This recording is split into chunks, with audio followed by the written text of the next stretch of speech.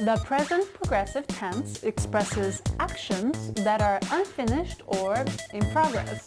You form the present progressive tense by using am, is, or are, followed by an ing verb. Kame, I'm sorry to go off topic, but did you know it's snowing outside? Seriously? No, wait. I think it's raining now. Wait, what? I'm starting school today. Ah, I know what you're doing. You're giving present progressive examples. Yep. And let's look at them again. It is snowing outside. It is raining. I am starting school today. Just remember that stative verbs cannot be used in the progressive tense. Stative verbs describe a state of being or situation that does not change. You wouldn't say, I am knowing you. You would say, I know you.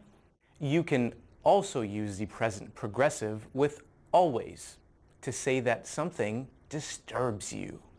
Well, my roommate is always watching TV at night when I'm trying to sleep. Does that drive you crazy? Often, yes, but you know what's not driving me crazy?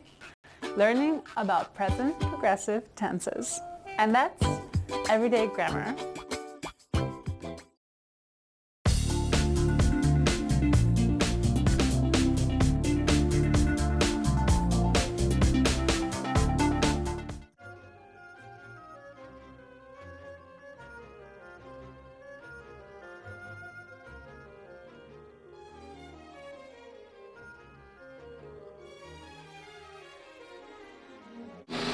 Hi, I'm John Davis, and this is Motor Week. Join us as the Alfa Romeo Stelvio races into the SUV craze with Italian style and performance. Pat Goss has advice on keeping your car's color colorful. Roger Mecca slips behind the wheel of a classic Camaro Z28. And Honda goes sport injected for their latest Civic. So come drive with us next.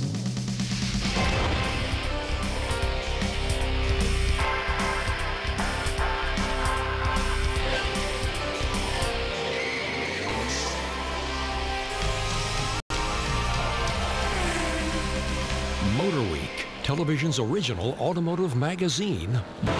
While the Giulia sedan did a lot to cement Alfa Romeo's place in the Euro luxury sport market here, these days no brand can really compete stateside without an SUV.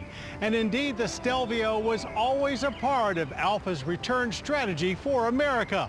So let's take a look at this upstart utility and find out if more familiar European brands should be getting a little nervous.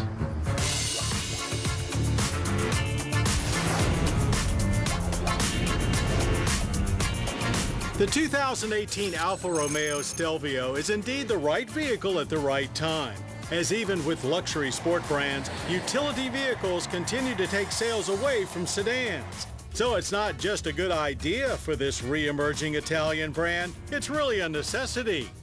And while no one may have seen that coming 20 years ago, it almost makes sense at this point, as car makers have been able to infuse utilities with the same amount of performance, comfort, style, and even efficiency as their four-door siblings, while giving buyers more flexibility for carrying cargo. Behind the wheel of this Italian two-row ute, things are very quiet and luxurious. It's very stable, and like most of its competitors, drives more like a tall hatchback than a crossover-style utility. Seats are more than comfortable, but if you don't mind a sportier ride, upgrading to the TI Sport will get you some phenomenal sport seats. For now, all Stelvios come with a smooth-running 2-liter turbo i4 engine. It offers best-in-class standard horsepower at 280, accompanied by 306 pound-feet of torque.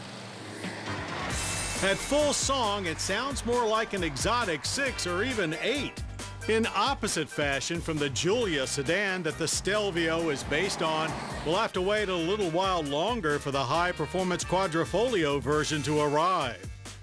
Huge column-mounted paddle shifters are available to control the 8-speed automatic transmission with great precision. And if you ask for manual control, that's what you get. All Stelvios are all-wheel drive. Now, it doesn't feel leaps and bounds more spirited than the competition, at least without having the opportunity to drive them back to back.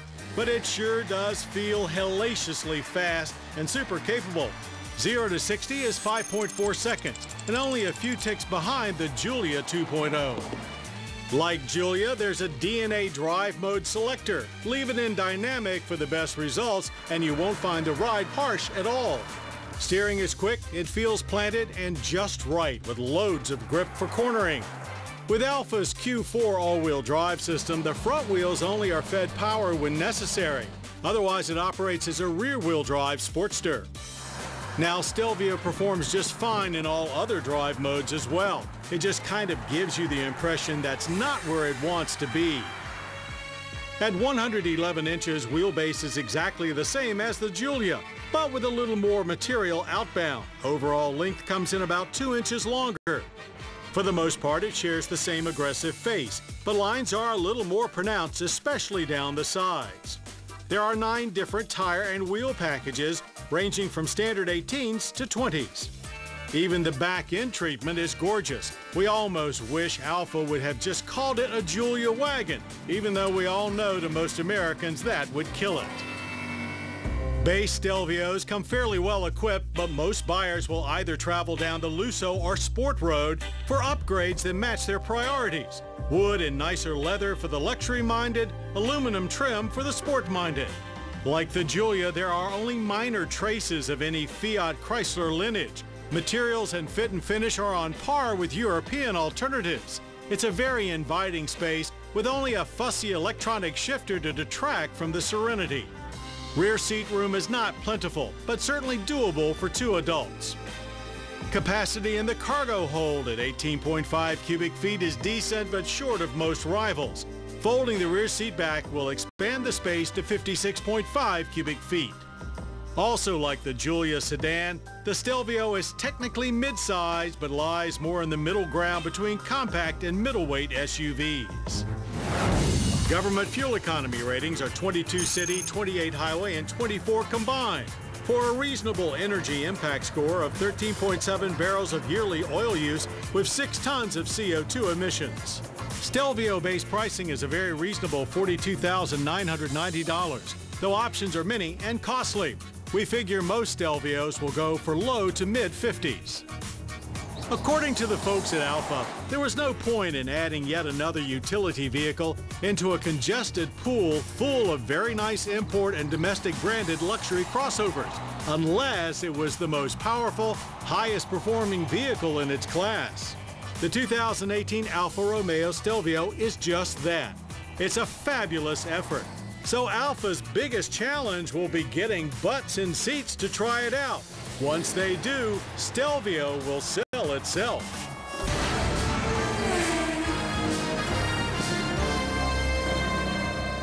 The Mustang Camaro grudge match began on September 29, 1966, the day the Camaro went on sale as Chevrolet's answer to Ford's 2-year-old pony car sensation.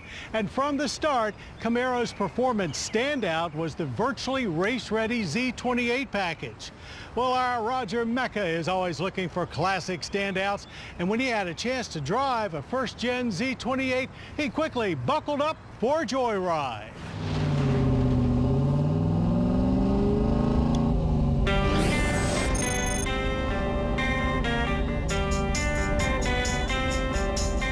When most people think of classic American pony cars, the first one that comes to mind is usually the Mustang, like this Shelby GT350.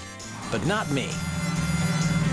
I like the Mustang too, but for me, the quintessential classic American muscle car is the Camaro Z28, the one that put Ford on its heels for decades to come. By 1967, roughly 1 million Mustangs were already on the road. To compete against Ford's sporty coupe, the Bowtie Brigade turned to the Chevy 2 Nova Super Sport, but it lacked the styling pizzazz of the Mustang. So GM engineers came up with something entirely new with one goal in mind: to beat the Mustang in every possible way. In fact, when asked by the auto press what the name Camaro meant, they replied, "It's a small, ferocious animal that eats Mustangs."